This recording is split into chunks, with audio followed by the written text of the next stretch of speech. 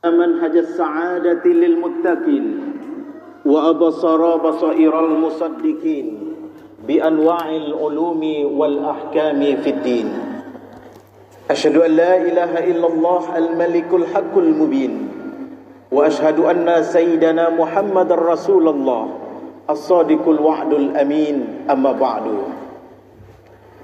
Yang kita hormati pengurus masjid kita yang telah berikhtiar maksimal menjadi pelayan di rumah Allah yang kita cintai ini, sehingga kita merasakan beribadah begitu tenang dan nyaman. Kita doakan semoga semua ikhtiar pengurus dibalasi oleh Allah dengan surga hendaknya. Amin ya rabbal alamin. Istimewa kepada seluruh jamaah yang telah memakmurkan masjid ini. Luar biasa sekali. Di beberapa tempat di masjid di daerah lain, semakin ke ujung Ramadan semakin sepi masjidnya. Tapi alhamdulillah, Masjid Agung Al-Muhsinin Kota Solo semakin berakhir Ramadan semakin padat, jamaah semakin tumpah ruah. Alhamdulillah. Bapak Ibu yang mulia, yakinilah di setiap pintu yang kita masuki ke masjid ini telah Allah tempatkan malaikat di sana untuk mencatat semua nama orang yang terpaut hatinya ke masjid ini. Nanti di padang mahsyar, di mana ibarat Rasulullah matuari sajangka dari kepala, manggalaga banak dan nyopak. Yang dibutuhkan orang bukan es cendol, bukan ayam minum, tidak. Yang dibutuhkan orang di padang mahsyar itu kelak adalah naungan, payung, tampek balinduang. Yang jadi naungan bagi kita kelak, salah satu Allah kirim masjid tempat kita beribadah, Pak. Di mana kita tercatat sebagai jemaah tetap, atau di masjid mana kita terpaut hatinya, insya Allah masjid itu nanti akan hadir sebagai naungan kita di padang mahsyar. Mudah-mudahan Masjid Agung Al-Muhsinin ini akan menjadi naungan kita di padang mahsyar hendaknya. Amin. Insya Allah. Bapak Ibu yang mulia, ini luar biasa ini. Untuk mengenal Allah itu ulama tauhid memberikan sebuah kaidah. Man arafa nafsahu faqad arafa rabbahu. Siapa yang mengenal dirinya, insya Allah dia akan kenal dengan Tuhannya. Hari ini kita hadir untuk menunaikan kewajiban beribadah menyembah Allah. Syarat menyembah Allah itu adalah wajib kenal dengan Allah.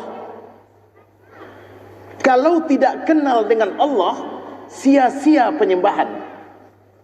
Maka langkah awal untuk mengenal Allah, kenal wajib diri wak dulu, Pak.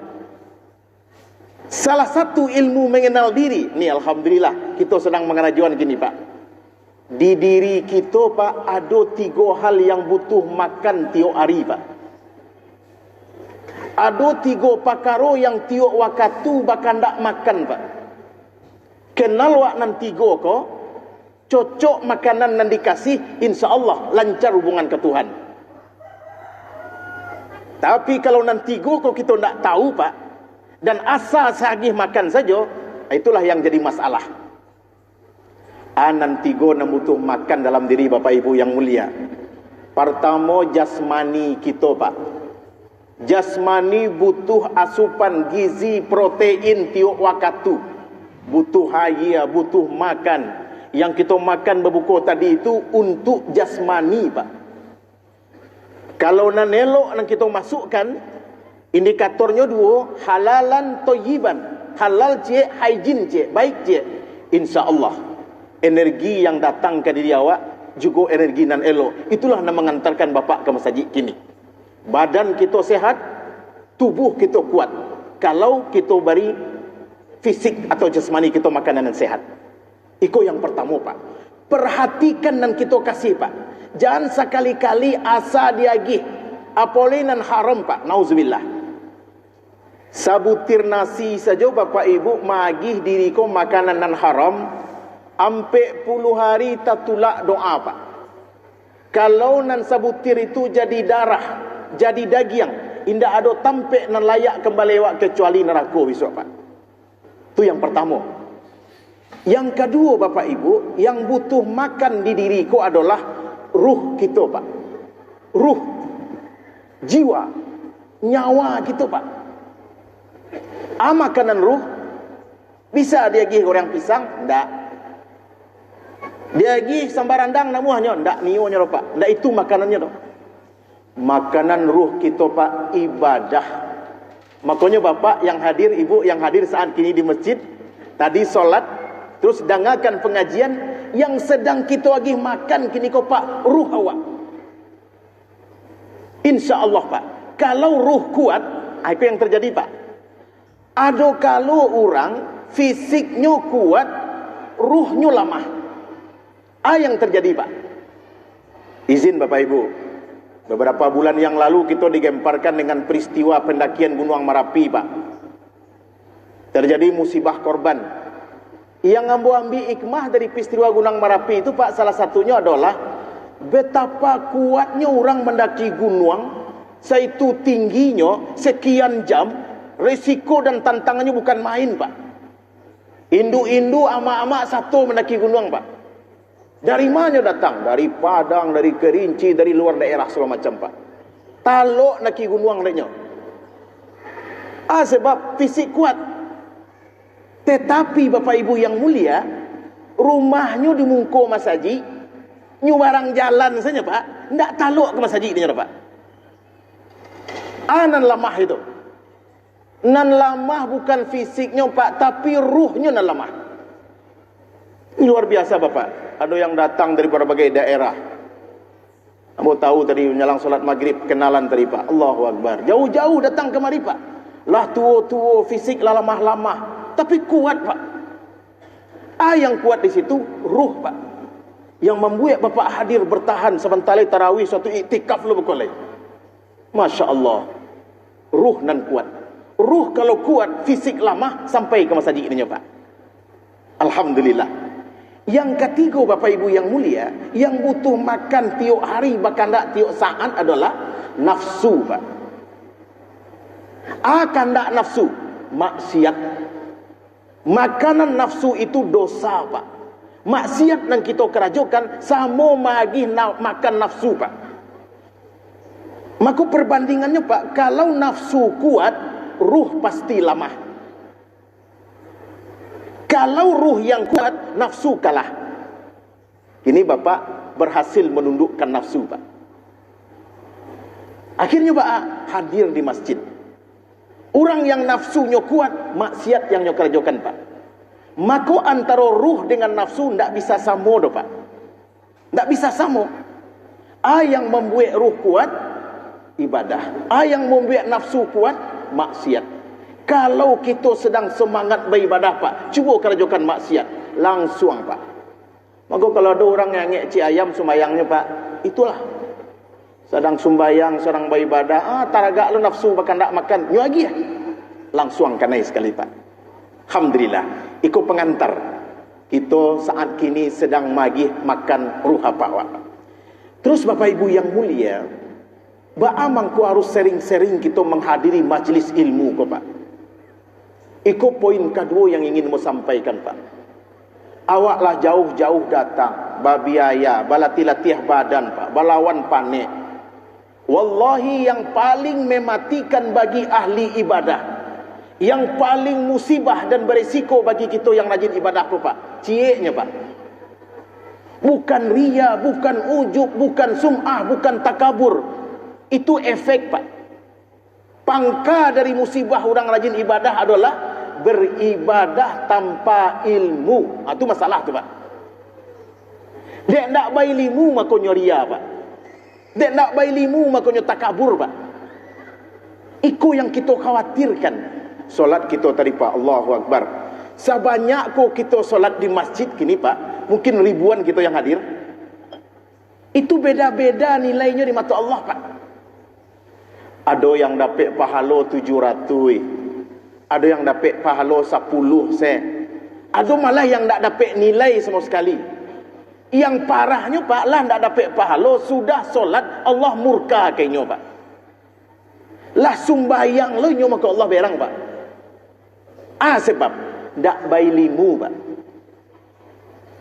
Kau makanya majlis ilmu kau kita hadiri Pak. Allahu Akbar. Bapak Ibu, ambo sampaikan sebuah hadis sebagai sugesti dia Pak. Rajin kita nengah pengajian Pak.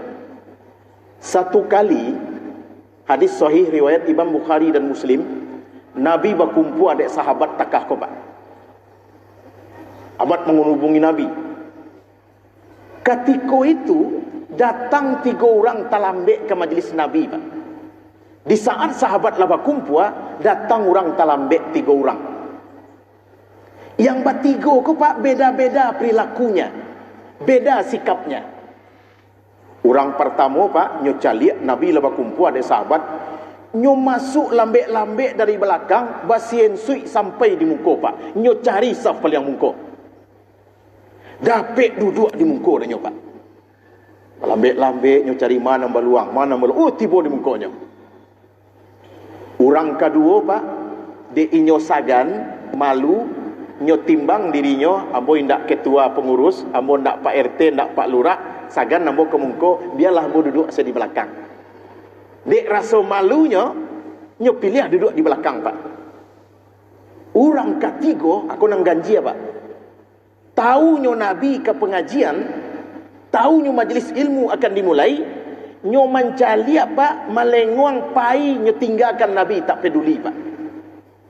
Lah jaleh majlis ke dikaji ke dimulai, nyo pai Pak. Ndak nyo hiraukan Nabi Pak.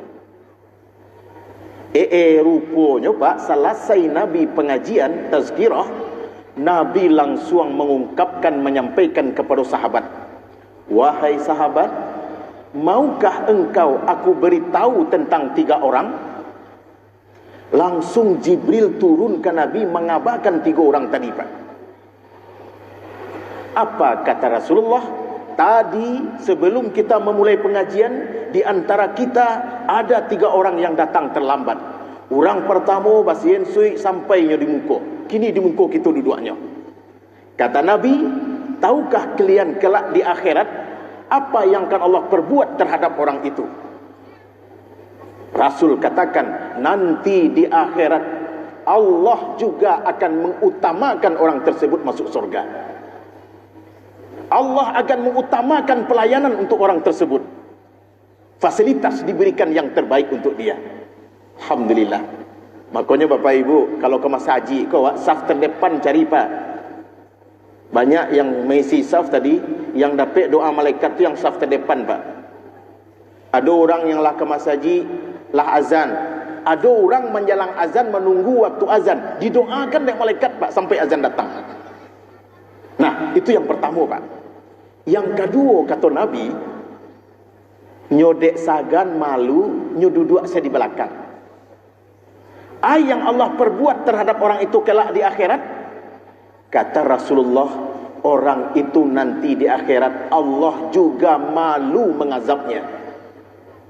Allah malu mentelantarkannya. Allah malu menyia-nyiakannya.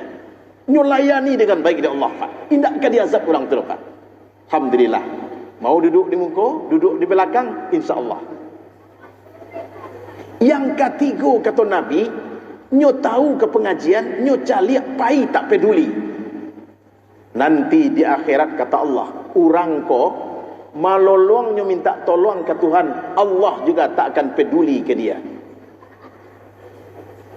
Makanya Pak, awak sesibuk apapun, dalam perjalanan sekalipun, mampir ke sebuah masjid, dibuka pengajian, duduk sebentar Pak, isi absen.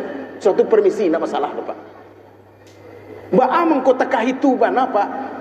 Fadilah majlis ko luar biasa, dikaitkan dengan penambahan ilmu Pak. Di ma kita kabaraja lai. Masuk sekolah tak mungkin, pesantren tak nerimo le Pak. Disiko le Pak. Contoh Pak, mohon izin, ambo sabuian satu contoh ibadah. Solat saja tadi ambo perhatikan yang terawak, untuk mangkek tangan saja Pak. Banyak na indak sesuai seperti yang Nabi contohkan Pak.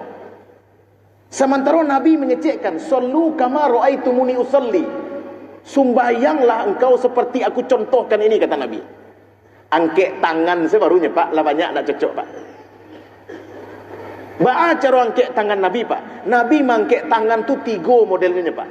Tangan tak dikatuk-katukan, indak lo di jarangan, sedang elok sepak. Tingginya Pak, cali ujung jari awak. Yang paling rendah tu setara adek bahu Pak. Kalau diletakkan sesuatu datanya Pak. Datanya. Allahu Akbar. Ndak bitu dah Pak. Ndak lo model kor. Kau mana memang. Ketua polisi nak akak kau Pak. Paling 2 Pak, kok ketinggi mana? Saujuang tau daun telingo bagian bawah Pak. Allah. Cali ujung jari, rasuan daun telingo. Tu paling menengah Pak. Nomor 3 kok ketinggi mana Pak? Ujung telingo batehnya Pak. Allahu Akbar. Itu saja salah Pak. Di mana dapat ilmu ada Pak? Di majlis ilmu. Ada orang lain Pak. Sajak takbir, Allahu Akbar. Indak mengari-ngari muncungnya sampai salam dapat. Nyo sumbayang dari takbir, indak mengari mulutnya sampai salam dah. Tuhan nyo baca sumbayang tu Pak. Solat itu membaca. Ada rukun fi'li, angkat tangan. Ada rukun lisani, lidah membaca. Ada rukun kolbi, hati terhubung kepada Allah. Itu Pak. Izin Bapak Ibu, ikut tolong dipacik elok bagi kita yang beribadah. Ada 3 kriteria ibadah kau Pak. Kalau wak kamu mulai ibadah, yang 3 kau kana tadi Pak. Jangan lupa kita yang 3 kau Pak. Pertama, kriteria sahnya suatu ibadah. Kriteria sahnya, lai sah kau atau tidak? Lai sesuai sunnah kau atau tidak? Itu pertama Pak. Kriteria sahnya Pak, lengkap rukun dan syaratnya. Untuk solat syaratnya bersuci, menutup aurat, menghadap kiblat, mengetahui masuk waktu solat, suci tempat solat. Itu syarat. Rukunnya mulai dari takbir, niat sampai salam. Langkok itu kerajukan sah. Pak, lah sampai di situ kaji alun. Cukup sampai sah saja? Enggak. Kriteria kedua, diterima ndak amal kau oleh Allah. Itu dia Pak. Lai sah tapi ndak diterima oleh Allah dia Pak. Barik aku Pak. Allah mantap takbirnya sesuai dengan sunnah Rasul. Rupanya ndak diterima oleh Allah. Kriteria diterima amalan di Allah Pak. Termasuk puasa tadi. Puasa kau Pak ilmunya 6. Syarat puasa, rukun puasa, sunat puasa, makruh puasa. Yang membatalkan zat puasa. Yang ke-6, yang membatalkan pahala puasa. Langkok ilmu 6 ko sah puasa awak. Allah sah, Allah Ustaz. Alai diterima Allah, belum tentu.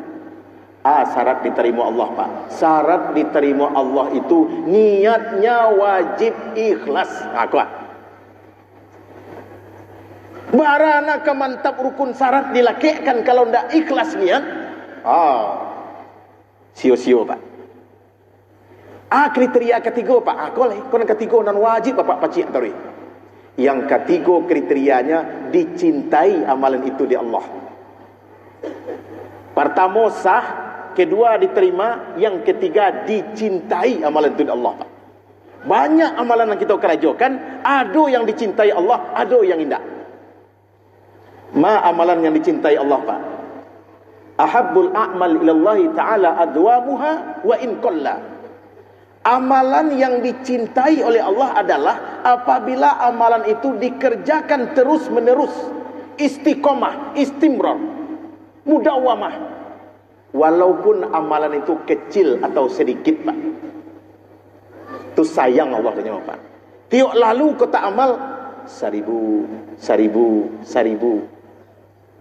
baca Al-Quran sahalaman tiap hari. Jauh lebih Allah cintai daripada sekali baca 5 juz perai setahun sudah tu Pak. Tak ada nilai itu Pak. Di mana dapat ilmu kau di awak? Dalam pengajian Pak. Izin Pak, kok di akhir-akhir Ramadan ada dua hal yang sering ambo rasakan perlu diluruskan Pak. Ambo banyak menghadiri acara berbuka bersama di kantor lah, di instansi dan segala macam Pak, di perusahaan, menghadirkan anak yatim Pak. Aku masalah kok. Masjid-masjid juga mulai berlomba-lomba memberikan bantuan anak yatim Pak. Bagi bapak ibu yang satu mengurus masjid, tolong baca, diperhatikan kok Pak. Yang hadir banyak Pak bukan anak yatim. Yang diagihkan hak anak yatim, yang menerima bukan anak yatim. Dosonya gadang bagi pengurus tu Pak. Badoso pengurus tu Pak.